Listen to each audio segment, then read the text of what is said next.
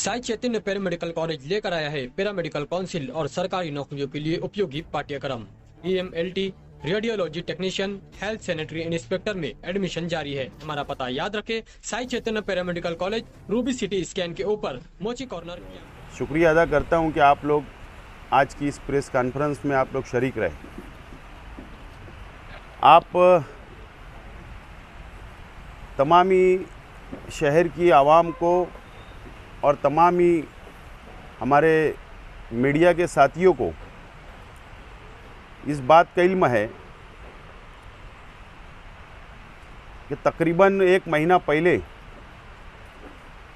मैंने एक press release जारी किया था, प्रेस नोट दिया था और अखबारात के अंदर वो प्रेस नोट छापी भी गई और शहर के मदरसा मस्जिद के तमाम ही ज़िम्मेदारान से मैंने अपील की थी कि आप लोग अगर सोलार लगाना चाहते हो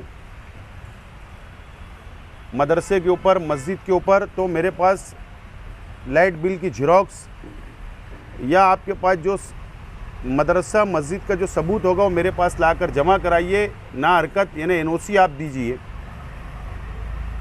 और अल्लाह का बहुत एहसान व करम है कि काफ़ी लोगों ने इसके अंदर एप्लीकेशन ला कर दिया और उसी बीच में हमारे शहर के MLA साहब ने, मुफ्ती मोहम्मद इस्माइल साहब ने किसी चैनल वाले को यूट्यूब के ऊपर उन्होंने बयान दिया था कि शेख आसिफ धोखा दे रहा है मस्जिद के लोगों को, मदरसे के लोगों को।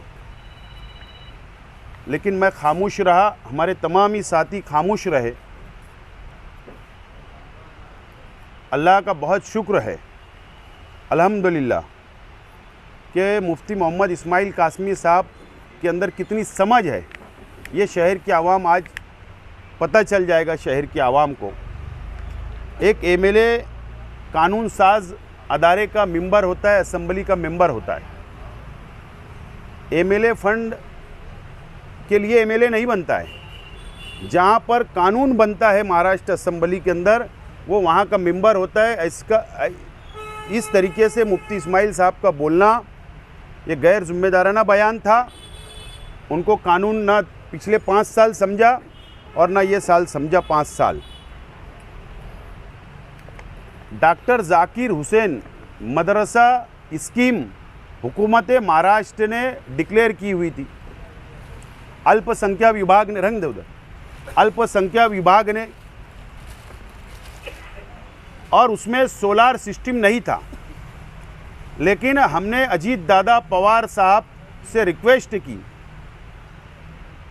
कि हमको मदरसा व मस्जिद पूरे महाराष्ट्र के अंदर इसी नाम से परमिशन मिलता है और सोलार फिट करना है। इसके लिए अजीत दादा पवार साहब ने हमारी डिमांड को अल्पसंख्यक डिपार्टमेंट के अंदर भेजा और डॉक्टर जाकिर हुसैन मदरसा स्कीम के अंदर जो GR था, मुझे याद है कि सामनामा आपने छापा था, वो किसी की कोशिश का नतीजा नहीं था, आपने छाप दिया था, लेकिन वो नतीजा हमारी कोशिशों का था और इसके अंदर शुद्धि पत्रक निकला। इस GR के अंदर अमेंडमेंट हुआ और ये अमेंडमेंट हुआ है 21 अगस्त को अमेंडमेंट हुआ और इसके अंदर शुद्धि पत्रक यानी GR के अंदर अमेंडमेंट हुआ और इसमें सोलार सिस्टम फिट करने का फैसला अल्पसंख्यक विभाग ने लिया। यानी ये जो GR, ये तारीखी फैसला है, ये पूरे महाराष्ट्र को लागू होगा। इस तरीके का फैसला हुकूमत महाराष्ट्र ने हमारी डिमांड पर अजीत दादा पवार साहब की कोशिशों से सरकार ने लिया। अल्लाह का शुक्र है अल्हम्दुलिल्लाह कि मैं अल्लाह का पहले शुक्र अदा करता हूँ, बाद में अजीत दादा पवार साहब का शुक्रिया अदा करता हूँ और हुकूमत महाराष्ट्र का शुक्रिया अदा करता हूँ कि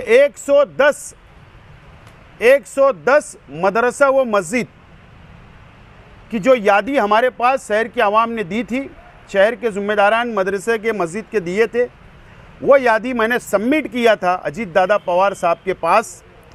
और कल प्लानिंग डिपार्टमेंट ने, बात समझ लो, नगर विकास ने नहीं, अल्पसंख्यक डिपार्टमेंट का नहीं, प्लानिंग डिपार्टमेंट ने, जिसके अजीत दादा पवार फाइनेंस मिनिस्टर है, उन्हीं के अंडर के अंदर प्लानिंग डिपार्टमेंट आता है। प्लानिंग डिपार्टमेंट से कल अजीत दादा पवार साहब के डिपार्टमेंट ने, अजीत दादा पवार साहब ने 5 करोड़ रुपया 110 मदरसा व मस्जिद के लिए 5 करोड़ रुपया मंजूर किया है। उसका जीआर निकल चुका है सोलार के लिए, सोलार सिस्टम फिट करने के लिए। हमने इसके अंदर ऐसा किया है कि जो बड़ा मदरसा है वहाँ पर 5 लाख, जो बड़ी मस्जिद है मदरसा है वहाँ 5 लाख, और जो छोटी मस्जिद और मदरसा है वहाँ पर 4 लाख। इस तरीके से 110 मदरसा व मस्जिद पर सोलार फिट होगा। इस तरीके से ये फैसला हुआ और ये जीआर कल हुकूमत महाराष्ट्र ने, प्लानिंग डिपार्टमेंट ने मंजूर कर लिया है। मैं अजीत दादा पवार साहब का, फाइनेंस डिपार्टमेंट का और हुकूमत महाराष्ट्र का शुक्रिया अदा करता हूँ।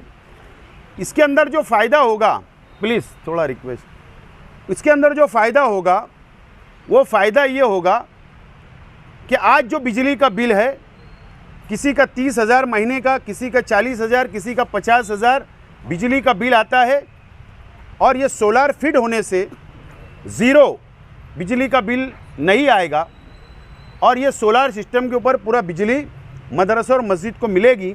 ये फ़ायदा होने जा रहा है। हमारी रिक्वेस्ट ये थी कि पूरे शहर के मसाजिद और मदरसा हमारे पास आए, लेकिन जो लोग हमारे पास आए हमने उनका मंजूर किया। और मैं रिक्वेस्ट करता हूँ तमाम ही और बाकी लोग जो बचे हुए हैं उन लोगों से कि ये लोग भी हमारे पास यादी फहरिस्त ला कर दे सकते हैं। इंशाअल्लाह हमारी कोशिश होगी कि इलेक्शन से पहले मंजूर हो, लेकिन अगर हम नहीं कर पाए तो इलेक्शन के बाद भी हम लोग ये प्रोसीजर को आगे बढ़ाएंगे, क्योंकि ये मिल्ली मसला है, ये मिल्लत का मसला है, ये मजहबी मामला है और इसके अंदर जितना ताउन हो सकता हम लोग देने की कोशिश करेंगे।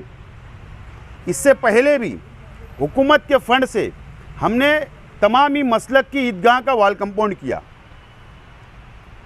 ये भी एक तारीखी कारनामा हमारे अपने वक्तों में हुआ था। और जब जब हम लोगों को मौका मिलता है हुकूमत से फ़ंड लाने का शहर की तामीर व तरक्की के लिए, हम लोगों ने बढ़ चढ़कर उसमें हम लोग हिस्सा लेते हैं और इस काम को भी हमने हाथ में लिया और अल्लाह का शुक्र है कि हम लोग इसके अंदर कामयाब हुए। इसीलिए आज आप लोगों को यहाँ पर याद किया गया था, प्रेस कॉन्फ्रेंस बुलाई गई थी।